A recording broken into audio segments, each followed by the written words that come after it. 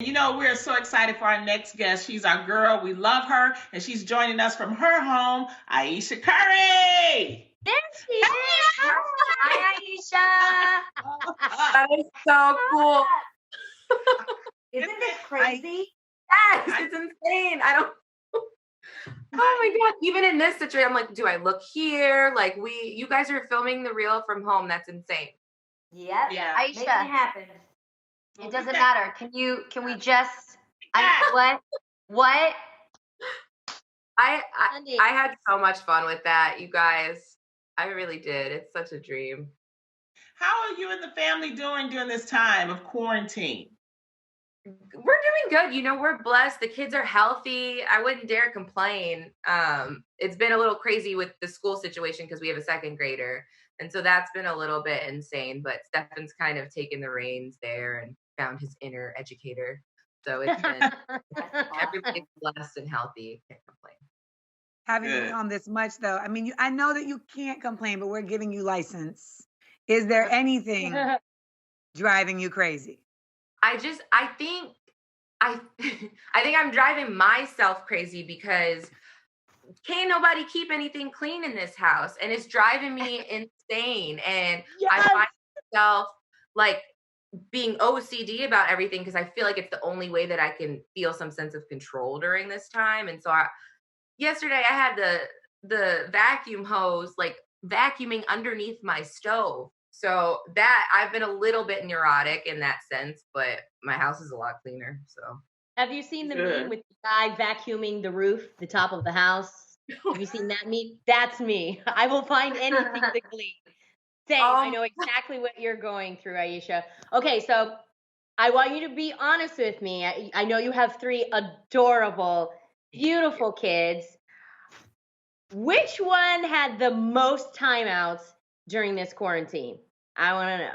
Absolutely, Ryan, our middle child. She's 4, gonna be 5 in July, and all she does these days is lie. So that girl stays in timeout. Maybe like she's gonna be an actress. I was about to say maybe she's very creative minded, a politician. Probably not. Right. Ayesha, what was the last thing she lied about? Bacon. Like we had bacon and she's sitting there. She took the last piece and she's sitting there chewing on the bacon with the bacon in her hand. And we said, Ryan, did you take the last piece of bacon? And she's like, no, I didn't. Just go to your room. Applause for Ryan. That is hysterical. Yeah, and now she like knows that she's in trouble, so she almost like sends herself before we could even finish the conversation. Like, bye, I know where to go. Adorable. You actually showed off your musical talents by playing the Westworld theme song on the piano. I was so here for it. Have you always played the piano? No, so I took lessons as a teenager for like a year, but I've always taught myself by ear. And so that was my little birthday, my quarantine birthday wish to like learn how to play it. And so they gave me an hour and I sat there and I figured it out. That is amazing. Do you actually play any other instruments? Yes. The electric bass. So I was in a jazz band in 7th and 8th grade. And yeah, slap of the bass. So yo, that's cool. Oh my God, Ayesha. Okay, well, one thing I do know that you know is how to move your way around the kitchen. So when it comes to people out there who aren't as rehearsed in the kitchen as you are, what would you suggest to make? Sheet pan dinners every time. Like those one pot, 1 pan meals that you can just throw whatever you have onto it and roast it at high temp works. But whatever, like big bold flavors and you're good. You get dinner on the table in like 15 to 20 minutes. So that's my suggestion for all the busy people out there. It's saving me, I tell you that. Now, Ayesha, you own a restaurant called International Smoke. Do you think the government should do more to help the restaurant industry in this time? Simple answer, absolutely. They're not doing enough, and for as much sustenance restaurants provide, they feed us. we're at the bottom of the totem pole when it comes to the aid that's been put out there for restaurants. And so I've been advocating for it. I signed the letter that went out to Nancy Pelosi. So there are people doing tremendous things out there to try and get the relief that restaurants need. And there are also, at the same time, bright spots as well of people making sure that they're helping their local restaurants. So for us, with our nonprofit Eat, Learn, Play, we've been able to have our local restaurants in Oakland preparing meals that we're delivering to the families in need. And so that allows restaurants to keep staff on.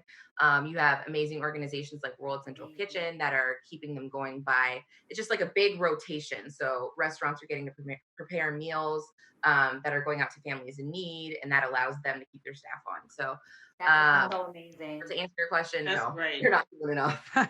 Exactly. Got it. Loud and clear. Wow.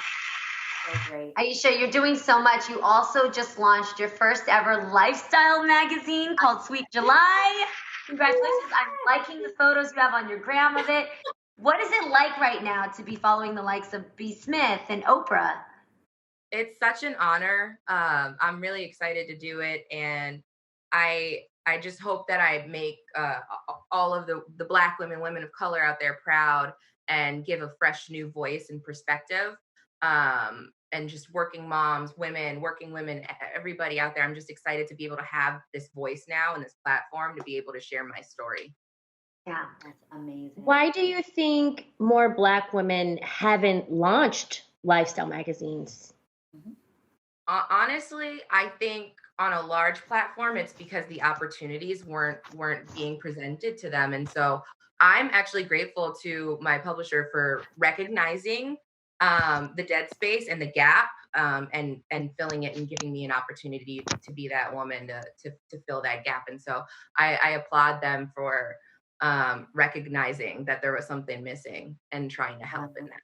Yeah. What can we expect in your magazine? You can expect positivity, telling stories of women and men from all different walks of life.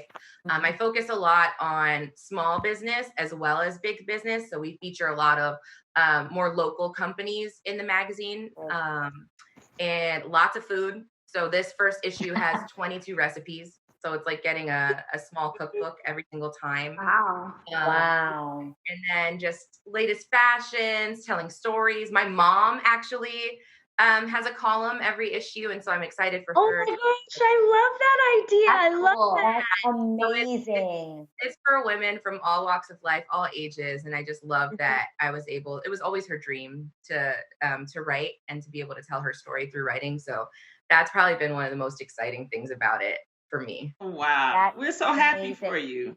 Thank you so What's much. your favorite memory of reading magazines when you were younger? Do you have any favorite magazines that you loved? Absolutely. So Ebony, Essence, and believe it or not, Better Homes and Gardens. That was always very aspirational. Yeah. Of course. But my mom owned a hair salon for over 40 years, and so she always had the magazines piled up high. And so I would spend hours just reading through them. Ayesha, it's rumored that the NBA may be coming back in December. Are you guys excited about that? I don't even know what you're talking about. I swear every day we hear something different. We're in the same boat as everybody else. We have no clue what's going on. Stefan's making sure he's staying active and trying to get his lifts in. And so great. I saw y'all last night on IG. Y'all be on the pillow. I'm like, yes, get it, girl. Okay. Let me tell you, I didn't even know he was going to go on live. So that threw me off. Don't you love that? No. Surprise, you're on live. It's really cute. Ayesha, thank you so much for checking in with us today and coming on. We appreciate you so much. Her magazine, Sweet July, is available now, so be sure to pick up a copy.